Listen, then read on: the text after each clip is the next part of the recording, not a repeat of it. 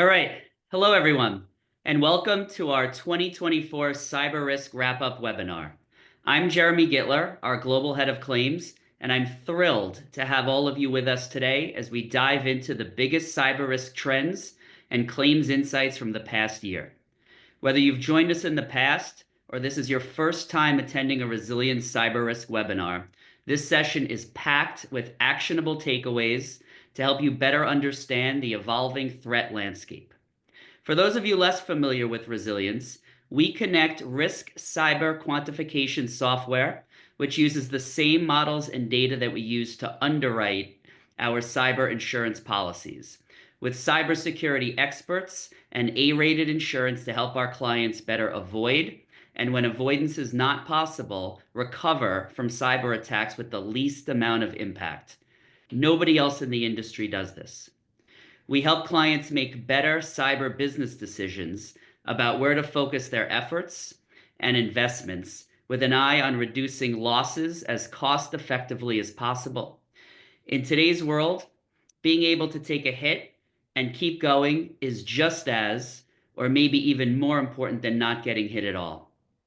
Today, we are joined by two experts who literally live and breathe cyber claims.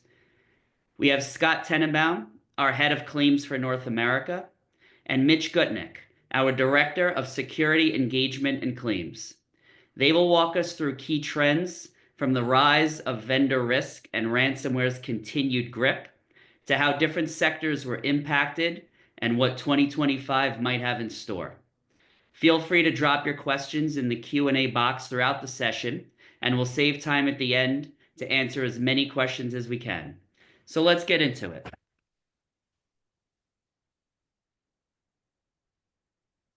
So as you see here, here's our agenda for today. We're going to start with key findings, the rise of vendor risk and third party, ransomware's continued dominance, point of failure analysis, critical infrastructure at risk, and looking ahead in 2025. Thanks, Jeremy. Sure. I'd like to give a brief overview of what we've seen in 2024 thus far from our book of business. It should come as no surprise that 40% of the claims we've seen have stemmed out of vendor failures, whether it was CDK, Change Healthcare, CrowdStrike, or PowerSchool. We're in the new wave of vendor disruptions. These incidents have evoked a different way of evaluating risk, which we'll discuss further later on in the presentation. Things to think about as we discuss this further are how have the vendor failures affected your company directly, and what steps your organizations are taking to combat total shutdowns resulting from these incidents. Lastly, how are you evaluating your relationships with your vendors? Another thing that we'll highlight is that ransomware attacks were responsible for nearly half of the claims that we've had on our book of business, whether that was direct ransomware attacks or vendor ransomware attacks. We'll discuss why we're seeing an uptick in ransomware claims. The threat actors are no longer just smashing and grabbing. They're laying out well-laid plan of attacks, and they have a better grasp on who they're attacking and what it means in terms of scope of the attack once it's underway. Additionally, we've seen industries such as healthcare and manufacturing really take a hit. What factors are leading to these industries seeing an uptick? Things to think about are, might the urgency in getting healthcare systems back up and running as soon as possible lead to a more willingness to pay the ransom? Could a lag in digital transformation in manufacturing construction sectors lead to threat actors looking for an easy in? These are all questions to think about. This leads me to my next point. We are no longer in the golden era of settling with threat actors for nominal amounts. This is a money business, and the more the threat actors attack, the more money they'll make. We all know the saying, greed is good. Maybe not so much for insurance carriers, but ultimately speaking, payments to the threat actors are higher than they've ever been, and threat actors are more greedy than they have ever been. When thinking about this topic, we should think about what steps we're taking to ensure that we don't have to pay the threat actor, whether for a decryption key or that dreaded data suppression. While half of our claims arise out of ransomware attacks, fewer than 10% of our insureds actually paid a ransom. So it's just food for thought to think about what steps our insureds are taking to kind of avoid actually paying a ransomware payment. And then lastly, we'll discuss the weakest link in the chain, humans, right? Whether it was Avanti or the Screen Connect CVE, proper patch management was a large driver in our claims. Through our Risk Operations Center, or ROC for short, we notified numerous of our clients of these vulnerabilities, averting the potential for millions of dollars in claims. Combining information between our threat intelligence team, data science team, our claims team, and our underwriters, we're able to help avoid our clients kind of have large scale claims. We'll talk about the steps needed to avoid these claims through best practices throughout the presentation. Thank you, Mitch. Appreciate that. One thing I just wanted to quickly point out on this slide, you'll notice on the right side, we have percent of material claims in the light green. You'll see 44% of our material claims are from ransomware and 18% are from ransomware impacting a vendor. So that's 44 plus 18 for just ransomware, with number two being transfer fraud. So ransomware still continues to be the number one issue that we are dealing with on the claim side. Let's move on to the next slide. And Scott, let me kick this over to you to discuss the rise of vendor risk and third-party failures. Yes, thank you, Jeremy. And going to walk through the slide with everybody briefly and just talk about some of the reasons for some of the numbers here. But third-party risk is not something new. There was 2017 NotPetya, 2020 SolarWinds. So these attacks go back years.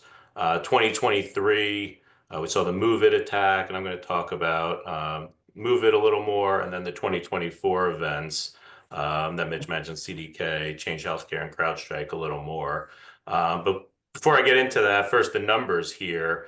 To take a quick look at the chart, you could see from what I was just saying, 37% of our claims in 2023 were attributable to third-party risk and vendor failures or a vendor breach of some sort. But then you see on the right bar, 0% of those resulted in material claims. And when we reference material claims, what we're saying is $250,000 or more of incurred losses. So for 2023, 37% of our claims, but 0% of material claims from third-party vendor risk. But if you shift over to the right and just look at the numbers next to it, the frequency of our third-party claims actually went down from 37% to 31% of the portfolio. But what you see on the right is what we're going to talk about a little more now.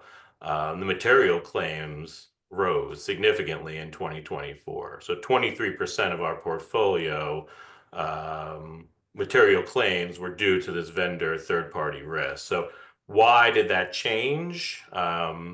These events primarily had a large reason for that, and the way these events unfolded, who it impacted, the operational impact in some, but really just the way the events unfolded, the way these organizations use and the interconnected activities between vendors, which is what we're talking about today. So real quick to get 2023, Move It. What Move It was, owned by Progressive Software, was the name of the company. It was a third-party data transfer software platform. So companies would use this platform to move large batches of data. Move It sustained a breach, so any data that was on the platform was impacted. So there was downstream impact, is what we call that, to customers who used that platform. They are the data owners, so they are ultimately responsible, but the breach was on the Move It platform. So the way that practically played out was that the entity that was breached took responsibility, at least for the first party costs as far as notification. So the way it would impact the downstream insureds and the organizations as we saw it was not a significant amount of first party costs. So, and most would be within the SIR, and if not, did not rise to 250K or more in incurred losses, which is what that is saying on the left side. Our normal vendor notification would be some kind of letter our insured received notice that a vendor they used sustained a data breach. If we're not talking about these large events, that's just sort of a routine. These happen every day. But again, for our practical purposes, we wouldn't expect that those kind of claims would ultimately lead to costs to us, the insurer, sorry. So what changed 2024? We're going to walk through some of these events again, but really just like the way they impacted. So Change Healthcare 2024. Change Healthcare was they're the major healthcare payment processing company in the industry. I think 80% was the number of all payments for healthcare organizations were processed through them. So when they went down, the billing systems were impacted, which really sent shockwaves through the healthcare organization. There was no operational impact to the ultimate organizations, but they couldn't bill for their time. And then some ultimately did turn away customers or patients in those circumstances because they couldn't do the billing. But our understanding was that most operational um, everything went forward, except ultimately they couldn't bill for it. So, what are we talking about as far as practical losses there? Again, the first party costs, Change Healthcare, the entity for the major burden of the costs as far as notifications, but the way the claims are playing out practically for our organizations, our insured organizations, are did they sustain a business interruption loss? And it's been questionable all along how we were going to see this play out, deferred revenue versus loss of business income. How would that work? Ultimately, that is still crystallizing. We haven't seen that completely play out, but what we have seen is extra expenses submitted. Basically, these organizations are trying to find ways to keep up with the billing and get those bills submitted so they get paid and don't sustain this business interruption loss. So, they've hired external companies to help with that. They've paid their employees extra, hourly employees overtime to get these, billings in and just try to catch up. So that's how we've seen those claims play out on the Change Healthcare matter. But a few of those did lead to losses. So again, you see the little bar on the right. Um, that's one of the reasons why. So just the way that event played out and the impact of the downstream user led to material losses, which we hadn't seen before, certainly in 2023. Just to continue on here, CDK, that was June 2024. So CDK was a software provider specific to car dealerships. So Change Healthcare, specific to healthcare organizations. CDK, more specific to auto dealerships. But the impact was to 15,000 of those across the United States and Canada. So auto dealerships would use this software for financing, inventory, really just day to day assisting in sales. So when this software went down, these auto dealerships could not do that.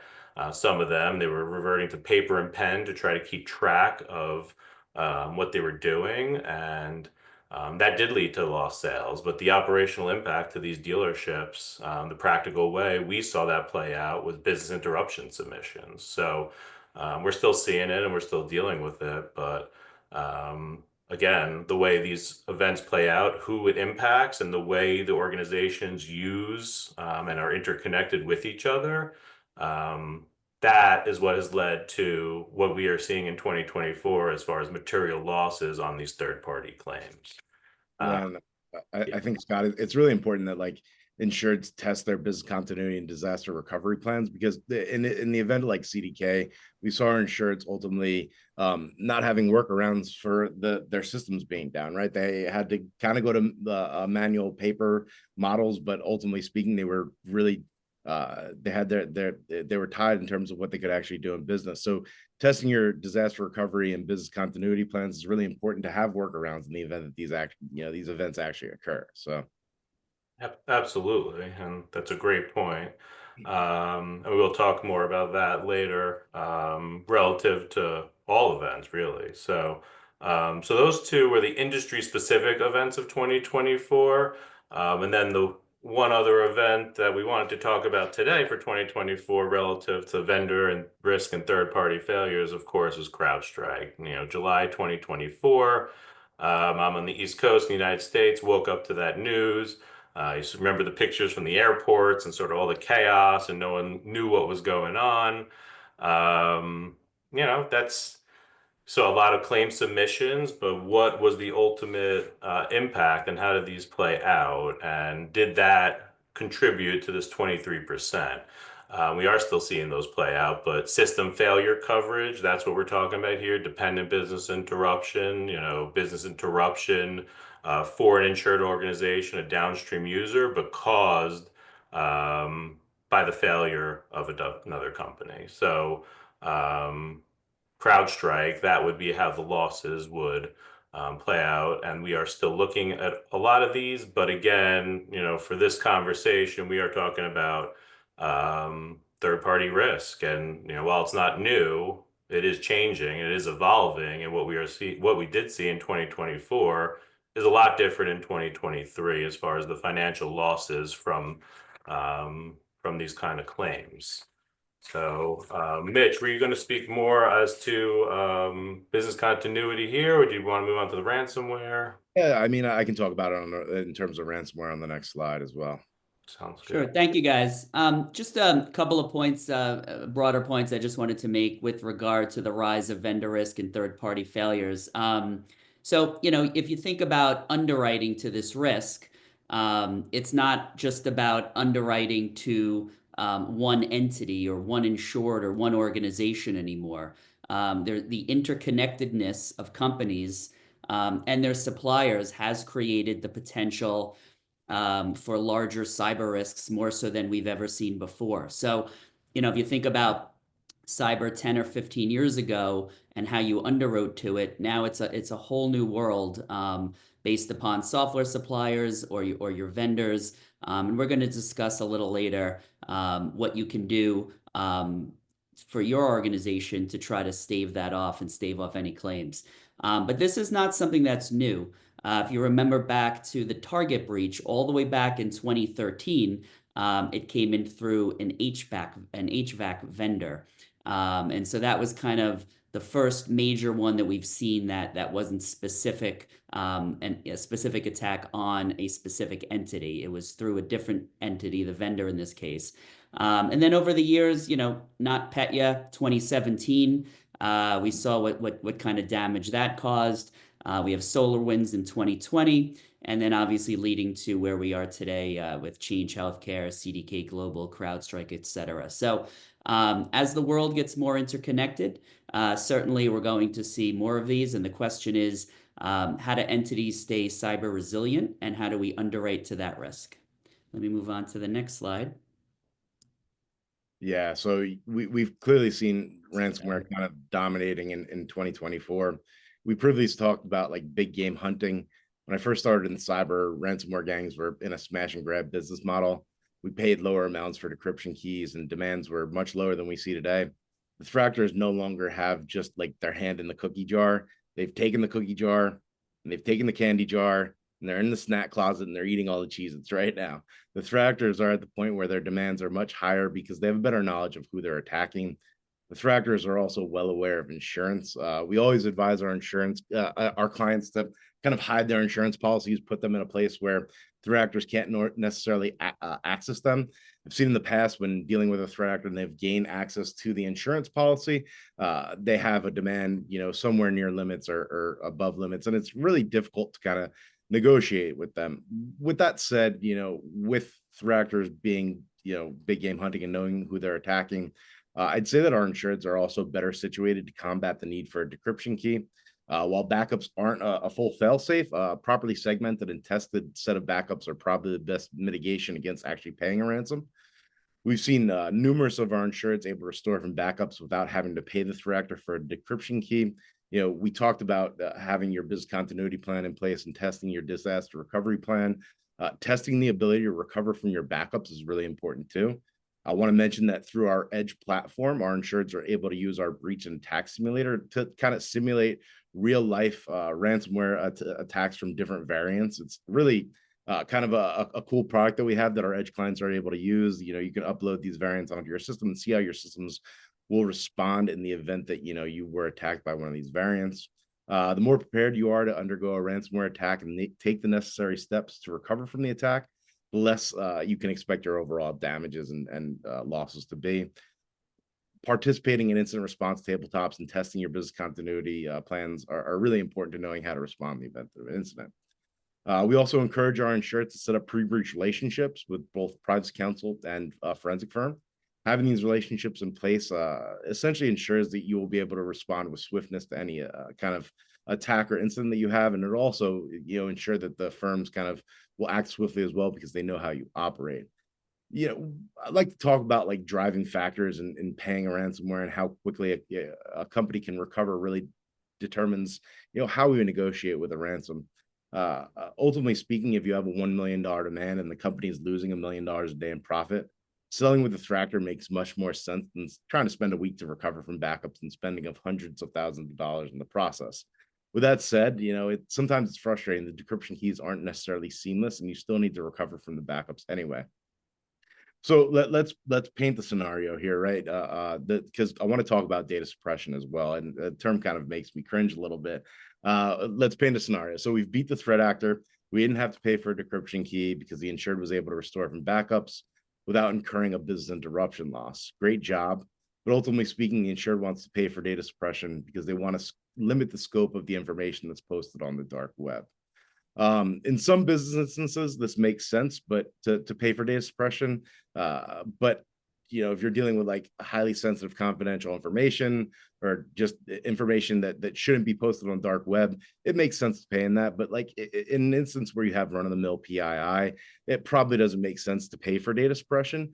It should be noted that like if the data is posted on the dark web or not, notifications still need to be made. I've had insurers in the past that have paid for data suppression and still have had a class action filed against them, whether the information was posted on the dark web or not. I want to point out that like the dark web is a hard place to access. You can't just go online and access the data if it's posted on the dark web. Additionally, and my last point on data suppression is even if we're paying the threat actor for the promise they're going to delete the data, we've seen through like an FBI takedown of certain ransomware gangs that the threat actors are not actually deleting the data. Through the FBI's investigation, they saw that all the data they said they were deleting wasn't actually deleted. So that's something to note there as well. And then, stopping the attacks kind of starts with the basics. First and foremost, you should have encrypted backups. You should follow this 3-2-1 strategy. You should have 3 copies of your backups. You should have the original data, an online copy of it, and an offline immutable storage solution.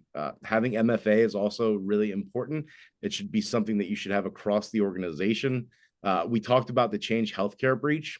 The CEO of United Healthcare had to go in front of Congress, and he had to admit that the organization did not have MFA on the system that was compromised in the attack. Had they had MFA across the entire organization, this ultimately could have been avoided. And then lastly, I preach this to all my clients when I'm on with onboardings or speaking to them. Employee awareness should be preached across the organization. Having difficult simulated phishing attacks may dupe people into clicking them. Like we've all been victims of these know before emails that have gone out where it's like send me a document really quickly or get a free turkey for Christmas or something like that. But it's really important to kind of have these real life simulated attacks that kind of test people and make people fall for it, because ultimately speaking, it makes people feel as if though that no one person is safe in any type of attack. So those are just kind of the steps that we suggest making in terms of trying to really stop attacks. It really is basic information. It starts with the basics, but you have to adopt that as an organization as a whole, as a kind of a philosophy, and have everybody on board with it. Thanks, Mitch. Just 1 or 2 points I wanted to make specific to resilience and where we think we kind of make a differentiator in the market. If you think about traditional carriers, primarily what they're providing is an insurance policy and then a promise to pay a claim after.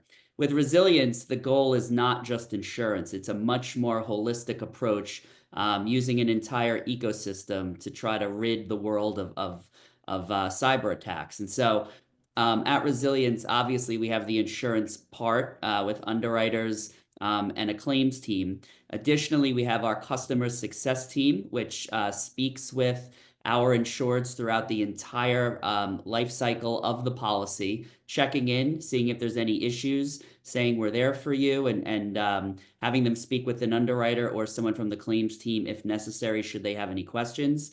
We also have a data science team, a threat intelligence team, software engineers, and the edge product, which Mitch referred to. All these things work together hand in hand, and it's a feedback loop. So it's not as simple as underwriter sells the policy, forget about it unless there's a claim. It's underwriter sells the policy, customer success works with them, threat intelligence monitors to make sure that there's no issues. for which if there is, we will immediately reach out to you and tell you there's an issue to try to stave off any sort of financial harm to your company. The threat intelligence team is constantly looking out to make sure, what are the new threats on the horizon, monitoring the dark web. Our data science team takes every claim, breaks it down and does an autopsy of it, and tries to then figure out what exactly went wrong and how can we make improvements moving forward in terms of the renewal. Additionally, the edge product and our software engineers. So I think when you talk about practical tips and what can your carrier do for you, I'm very proud to say Resilience really does go above and beyond in terms of what they're providing versus some of our competitors. Let's go to the next slide. Point of failure analysis. Let me kick it over to Scott for this one. Hey, thanks, Jeremy. So we're just going to continue the conversation, and I'm just going to walk us through this chart real briefly, but we wanted to break this down, and we've already touched on some of this through the presentation, but what this is basically for our material claims, like we talked about earlier, what that means to us in 2024. How did they start, right? Like that's what we're here talking about today, and so, the ones I wanted to point out really, and we already started talking about that, but like phishing, 14.7%. I mean, that's, I think Mitch spoke about it earlier. Employees, right? Like it's tricking people. Like that's all it is. Like phishing, credential compromise. It's still a top initial access point. Like it just, people fall for it. Like you could do all these employee tradings and click the button. Like you feel proud of yourself, but it does happen. It's still a problem. But really, like what we're talking about today, that right side of the chart, like the vendor, 47.1% of our material claims started with the vendor. So that's really, this goes to show you like what we're talking about today and why it's important. So, sorry, I'm just seeing a question pop up in the chat. So, which we will try to address. So, yeah, they were asking about non-cyber claims, which probably okay. into media related claims, copyright infringement, trademark type of claims. Those are the non-cyber claims that we're seeing there that our policy covers. Perfect, thanks. And and the rest of the chart, I'm not going to really walk through it, but software vulnerabilities, we just talked about that, 8.8%. Thanks, Mitch, for grabbing that question on what non-cyber means. Our policy does have insuring agreements and coverage for some non-cyber related matters within our policy, but that's what we're talking about, copyright infringement, as Mitch just mentioned, or payment controls, that's another one, transfer fraud situation. But I didn't really have much more to say on this slide, but really the main point and takeaway for me that I think people should walk away with here, and that number at the bottom sort of astonishing, that 450%. But really 47.1% of our material claims began with the vendor. So that I think is our main takeaway for this conversation and this slide in particular.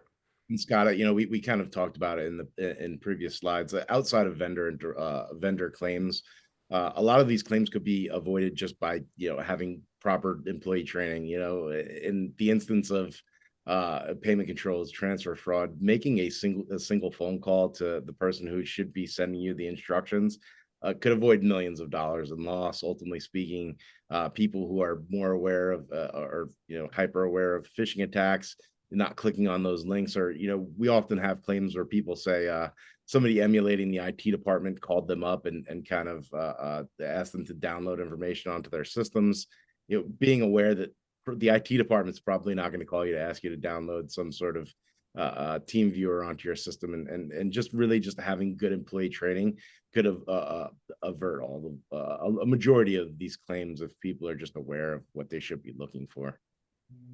Yeah, just to quickly put a pin on that. I mean, when we look at the point of failure analysis, essentially what we're seeing is the human factor. And how do we stave that off? And it's everything we've said. You need obviously comprehensive cybersecurity training as an entity. You need to conduct phishing simulations. Whether it's password or data usage or a privileged access management tool, incident response planning, vendor risk assessments, fostering a culture, of reporting suspicious activity. It's we've been saying this for years and years. It's not an IT problem anymore. This is the entire company, from the CEO to every single employee in the company needs to be vigilant and involved. And there has to be a company culture of being very, very careful, because almost all of these situations occur from human error. And a lot of this can just be avoided with education, but also with certain security tools that are necessary, um, that a company would have. As I mentioned earlier, a privileged access management tool would be but one example. But there's education and there's technological examples. Let's move on to the next slide. So did I skip one? No. Okay, sorry. So looking ahead for 2025. So let me start, I believe, with Scott. No, I'm gonna. Oh, sorry about that, Mitch. Okay.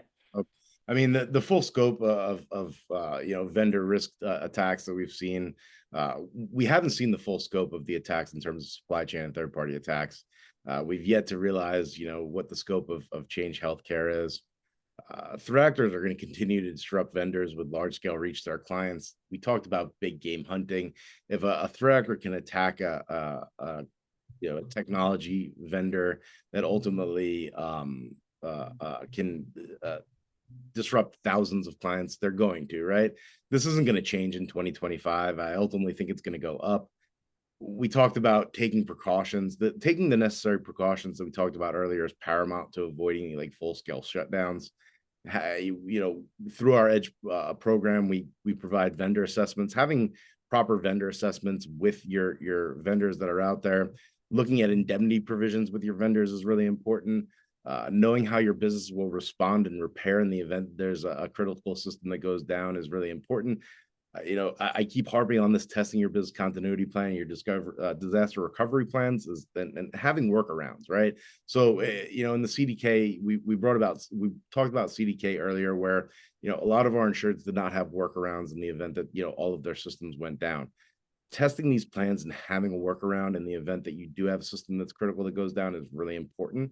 Ultimately speaking, it has to be something that's agreed to by the entire organization. If the IT department is telling the C-suite that they need to do these things, but the C-suite is not on board with it, it'll fail ultimately. So it has to be a company-wide philosophy that everybody kind of takes a hold of.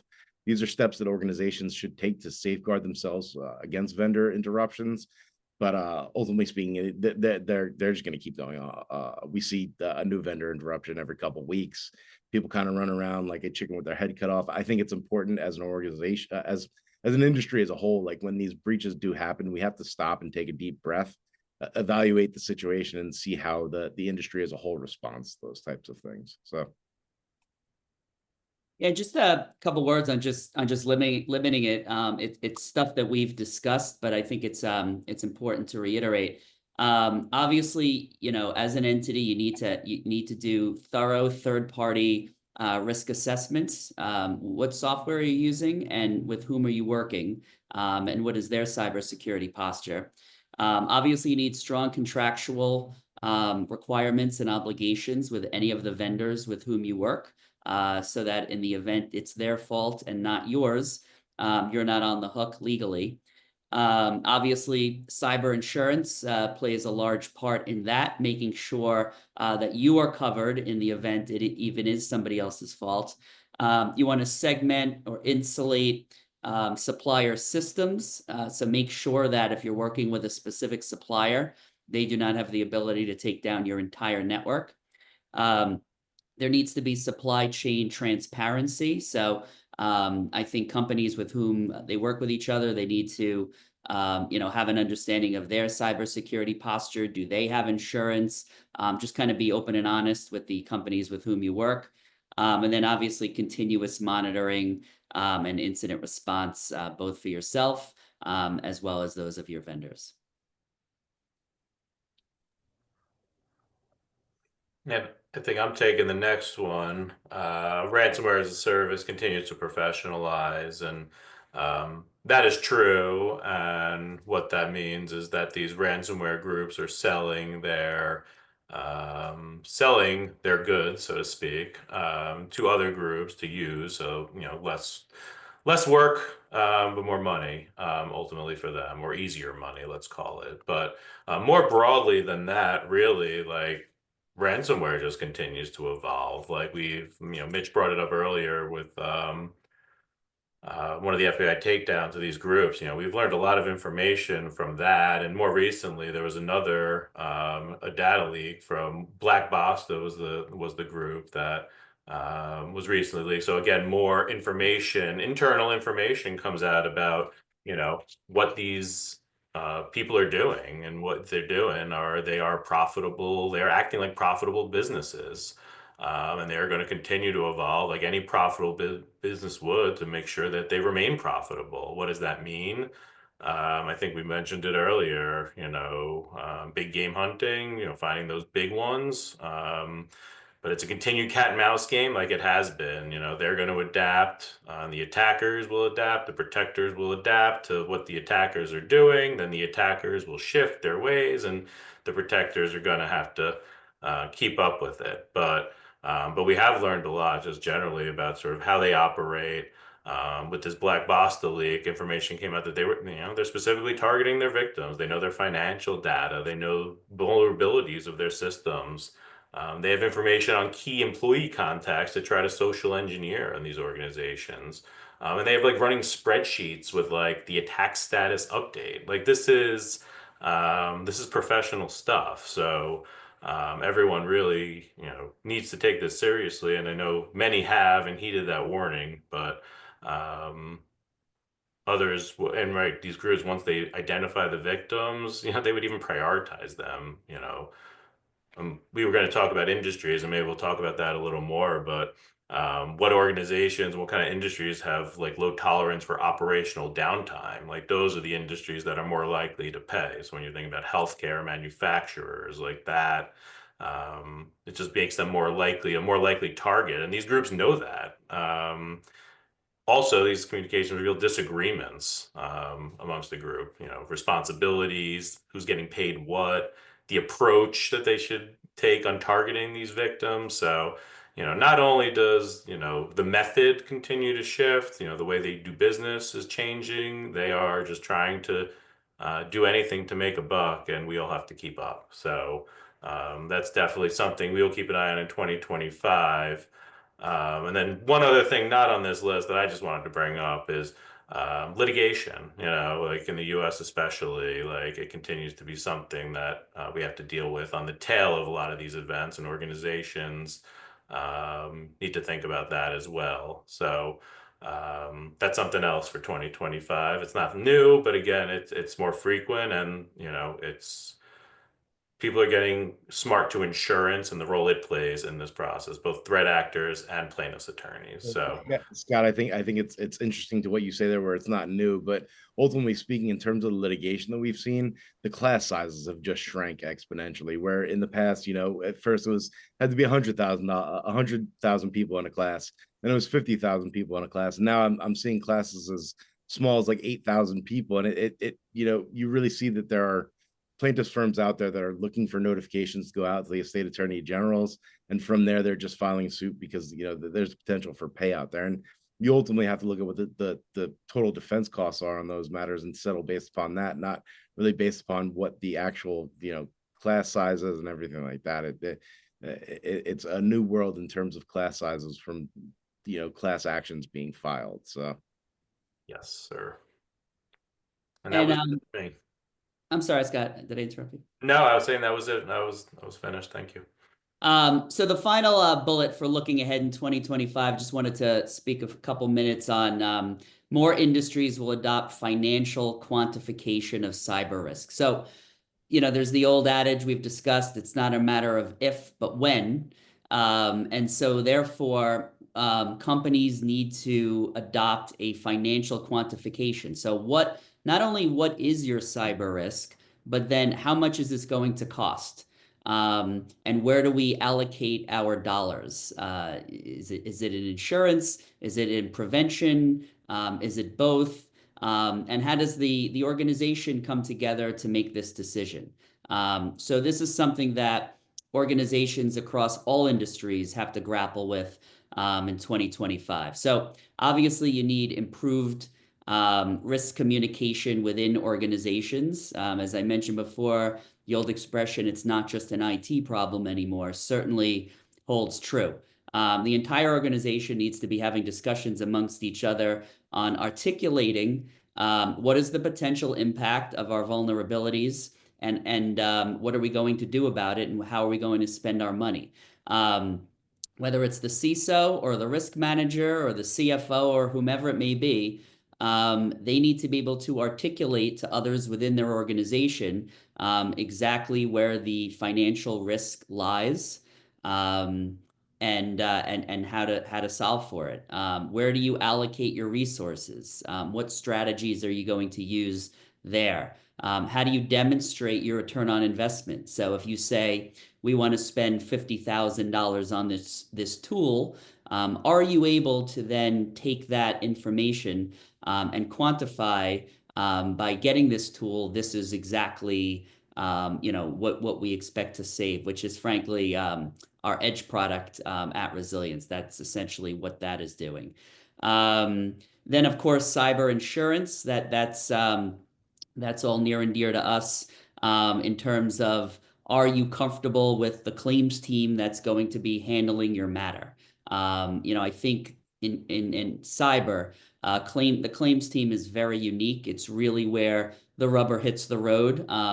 It's new, it's cutting edge. You need to have expertise on the claims team, and really you're getting your insured at its worst. This isn't a lawsuit, and in the United States, it's a litigious society. Companies get sued all the time. I don't think it's a huge panic. You get to cyber, you're looking at a skull and crossbones on your computer system, and your business is completely down. And that's where the claims team comes in. And what claims team do you feel comfortable getting you from stop to go? And which claims team do you feel is going to have an understanding of to get you through this as quickly and painlessly as possible based upon their experience in the industry? And also looking at emerging threats. So when you think about how do I quantify my financial risk, what are the emerging threats that are coming out there? And what do I need to be looking at? So perfect example is what Scott and Mitch mentioned before, increasing litigation. So maybe a couple years ago, you weren't thinking about that as much as you are today. So you need to think about it technologically, but you also need to think about what is the claim going to look like? Is there going to be regulatory scrutiny? Is there going to be, class action lawsuit? What exactly are we looking at in the event of an issue? Which law firm do we want to use? Which data forensic incident response firm do we want to use? All of this needs to be discussed and hashed out beforehand. This is not something you want to do on the day you come into the office and there's a skull and crossbones on the computer. And finally, there's some certainly technology can play a part in this in terms of where you want to put your dollars. There's vendor security rating systems that can be used. Which cloud do you want to use? How is their security? Zero trust architecture, third-party risk management platforms, continuous threat monitoring, EDR. So there's all these tools that you want to look at instead. So a lot to look at. This is actually our final slide. So I'm going to go to Q&A and see if there are any questions out there. We seem to have a couple of questions. I will throw it out to Scott and Mitch, and I might chime in myself. One is, in industries where there are a limited number of providers for a necessary function like CDK or change, what can people do to mitigate the risk of these bottleneck vendors? I I could take that one. I mean, there might, in a situation like that, there might not be a lot of like softwares that do all the same stuff. Look at your contract, of course. Which way does the indemnity flow? Who's responsible for, notifications? You have a change healthcare situation. But really, like, how is your business functioning, and what is this vendor, what do they do for you, and how does it impact your business, and really thinking about that ahead of time. And Mitch spoke about it throughout the presentation, and it's so right. Like, you got to prepare for that. Like, if you know what you're using CDK for, and you realize you're using it for your inventory, like, it goes down, what are you doing in the meantime? Like, figure that out. We don't have the answers as we sit here, but that's something that every organization needs to think about and take amongst themselves. And it's specific to them, what they do, specific to their vendors, which vendors they're using, which ones are critical to their business operations, which ones are like, all right, we can handle that. And maybe it's not as critical to the day to day of what we're doing or what the insured organization is doing. I've had these conversations with insureds on our onboardings where they're like, well, these incidents have happened where system critical systems have gone down, but it's not practical for us to have a backup for our main, software provider, because just the price associated, and our insureds are growing frustrated because they don't necessarily have a workaround in terms of when one of their systems goes down. But it's, we've been preaching this entire time. It's really important to put the funding into testing, what happens in the event that these systems do go down. Like I said, it's not practical to have a backup for your main system, but also in the event that you are vetting main critical systems for yourself, remembering which systems were kind of second place to your main critical system. In the event that you can, migrate to that system, if you can't bring your systems back up online after those vendors have gone down, that's something to think about. But ultimately speaking, it's just a growing frustration with our insurance, because, like I said, it's not practical for them to have a second place in the event that one of their systems goes down. Thanks, guys. Another question that just came in. We hear a lot about AI, obviously. Is AI a factor in cyber claims you are handling or reading about? Yeah, I mean, so we haven't seen a ton of AI claims on our book just yet. However, there is a large kind of ominous cloud hanging over claims in general, for the threat that there will be a ton of AI claims coming out. AI is crazy, right? It's evolving every single day. It's hard to kind of delineate what it can and can't do, and the it seems endless what it can actually do. So we talked a lot about human in the loop training. Uh, I think as AI evolves, our training is going to evolve to try to ask questions that trick AI. Ultimately speaking, making phone calls after you've spoke to something that could potentially be AI is really important. Really, working together with your employee training providers, and making sure that employees know how to kind of delineate between AI and what's not AI is really important there. But the main crux of the question is that we haven't seen a ton of claims coming out of it, but we're expecting them to come eventually. I think AI, it's really just a wait and see. We recall back when the GDPR was coming out, and everyone was panicking about that and how that would play out. And knock on wood, it hasn't been a major factor in terms of claim payments. So with AI, it's kind of a wait and see.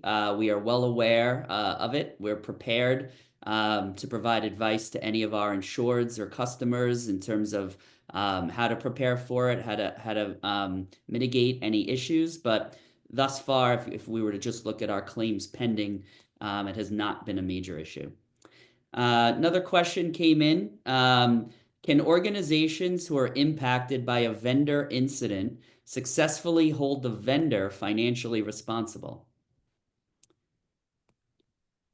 I guess I will start with that since I had mentioned it before. So it's hard to answer that. The question is going, it really comes down to what is your contract with them, and then how is the lawsuit going to play out? So if you've been impacted by a vendor incident, can you successfully hold them financially responsible? It's unclear. Now, again, we've been talking for the duration of the webinar about preparation, and one of the ways you want to prepare is making sure you've worked with your legal department or outside counsel to button up any of the contracts you have with any of the vendors with whom you're doing business.